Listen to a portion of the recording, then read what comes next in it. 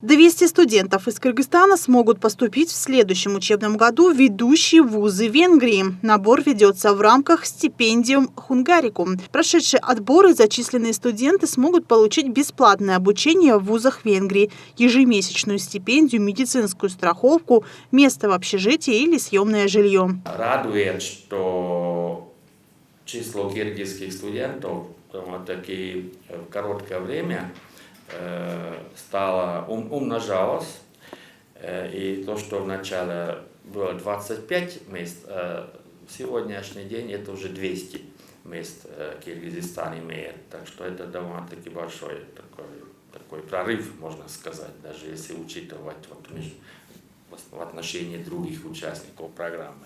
В программе участвует 28 высших учебных заведений Венгрии. Для кыргызских студентов доступно 1200 направлений, причем как на английском, так и венгерском языках. Степень образования тоже в большом арсенале. Ежегодно 200 мест выделяется для ребят, которые хотят поступить на бакалавриат, магистратуру, одноуровневую магистратуру, это когда бакалавриат и сразу следом магистратура как неразрывный цикл, и на докторантуру.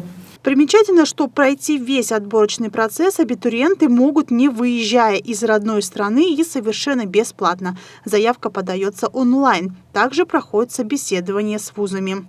В ноябре открывается программа, открывается регистрация. Она будет открыта до середины января. И обязательно нужно подчеркнуть, что партнером программы от кыргызской страны основным партнером является Министерство образования. То есть оно уполномочено проводить предварительный отбор ребят на территории Кыргызской республики.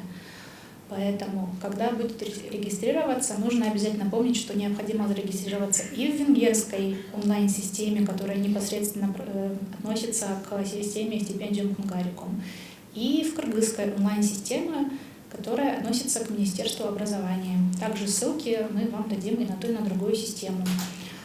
Регистрируются ребята и подают документы, загружают. Необходимо успеть за это время, которое дается всем поступающим до середины января, внимательно изучить списки документов. Они могут немного отличаться у кыргызской и у венгерской стороны.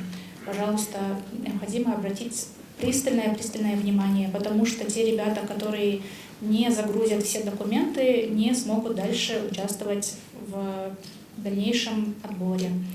Расходы на получение визы и транспорт покрываются участниками стипендиальной программы самостоятельно. И несмотря на то, что участники программы получают бесплатную медицинскую страховку, дипломаты советуют на первое время пребывания в Венгрии обзавестись страховкой самостоятельно. И важно очень обязательно страховка.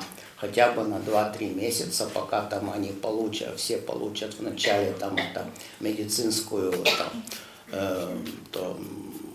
бумажку, с чем они могут потом в больницу ходить, бесплатно получать медицинское обслуживание, так чтобы хотя бы у них было что-то на всякий случай.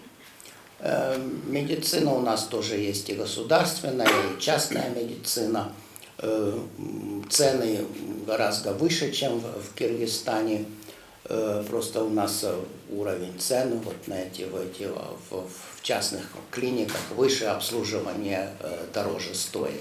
О том, насколько качественно венгерское образование, красноречивее всего говорит список лауреатов Нобелевской премии. Каждый год в нем появляются имена ученых, прошедших обучение в венгерских вузах. Так, в 2023-м список пополнили Каталин Карико и Ференц Краус, выпускники венгерских университетов. Екатерина Такамбаева, Мухтар Улумурбек, Пирамида.